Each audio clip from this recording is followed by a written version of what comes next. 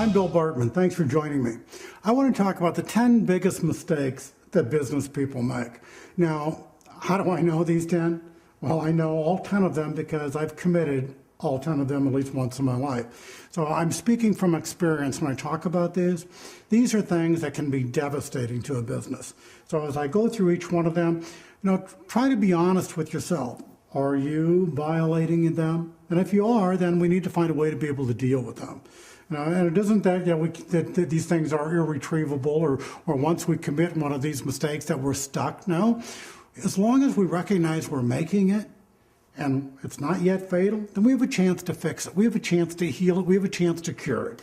So as I go through all 10 of them, really try to be honest with yourself. And if you're there, try to find a way to get yourself out of there. Well, here's number one. Never let your expenses exceed your sales. Now, I know that's easy to say because you say, well, gee, that makes perfect math. If my expenses never exceed my sales, then quite frankly, I'm always going to have additional revenue, I'm always going to have income, and I'm always going to have profit. Wow, that's fundamentally smart. But Bartmann, it doesn't quite work that way in the real world. When we start out, we don't have any sales yet. And so our expenses almost by definition have to exceed our sales on day one. And you're mathematically correct. That is factually true. So I'm not trying to hold your feet to the fire or to create some standard of impossibility.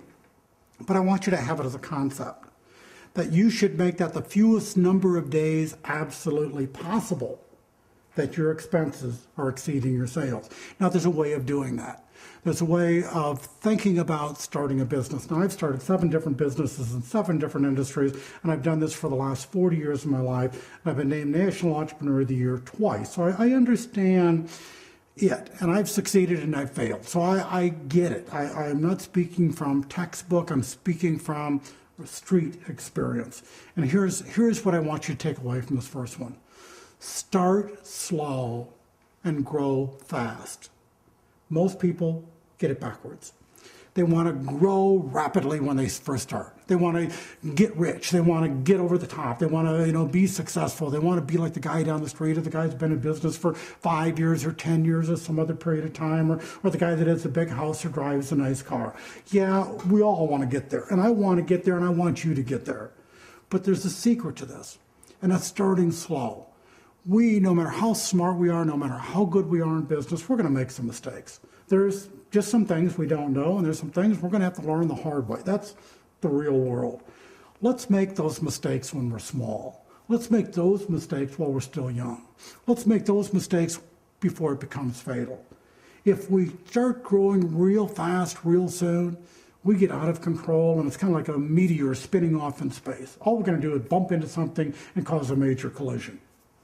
So start slow, and if you start slow, you can keep your expenses and your sales in rein. You can check them. You don't have to spend a ton of money for advertising on day one. You spend a little bit of money, and you sell a little bit. And with that little bit of advertising, a little bit of sales, you have a little bit of money to go do it again. And you do it again and again and again and again successfully. You don't just start by pouring a whole bunch of money into an advertising campaign and hoping it's going to work. Sometimes the greatest success you can have will cause your failure. What if you were a young company and spent a lot of money on advertising and it was successful? And a whole bunch of customers came to your store ready to buy your product and you didn't have enough inventory, or didn't have enough sales clerk, or didn't have a big enough store. And those people went away frustrated, mad, or angry. Would they ever come back? Of course they wouldn't. You know that. You wouldn't. Don't expect them to. So we have to be careful. When we're starting out, start out slow. Now, there's another reason for doing this. Almost all of us are going to want to be able to borrow some money as we grow our business, or we're going to need to borrow money as we grow our business. Well, bankers, and I use the word generically for any lender, and I don't care if it's your mother-in-law, your brother, or a bank, or a financier, or an angel fund, venture capital, or a vulture fund. It makes no difference to me. When I use the word banker, I'm talking about anybody that'll give you money for your business. They love 2 things. 2 things. They love proof of concept. They want you to be able to show them that your idea works. So they want you to test it small. They want you to have your little guinea pig, your little petri dish, your little science experiment where you actually can show them it really does work before you ask them to put a lot of money in it. They love that. It's called proof of concept. The second thing bankers love is frugality.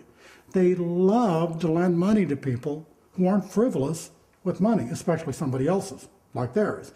So by starting slow, by growing your company organically for the first month or 6 months or 9 months or 12 months, I'm not talking about forever, I'm just talking about for the first period of time, where you can prove up your proof of concept, you can demonstrate your frugality, and you can balance your expenses and your sales. So you try to keep them in check, where quickly the sales do in fact exceed your expenses. Now there's another part of this program too, and that's making sure that it isn't just the advertising budget that you're keeping an eye on, it's all of the items inside your company. When you're first starting out, you don't need new furniture, you don't need the best of the best, you don't need the top of the line. Now, do I like that? Yeah, you're sitting in my office and you're looking at my desk, and this is a nice desk, and this is a nice office.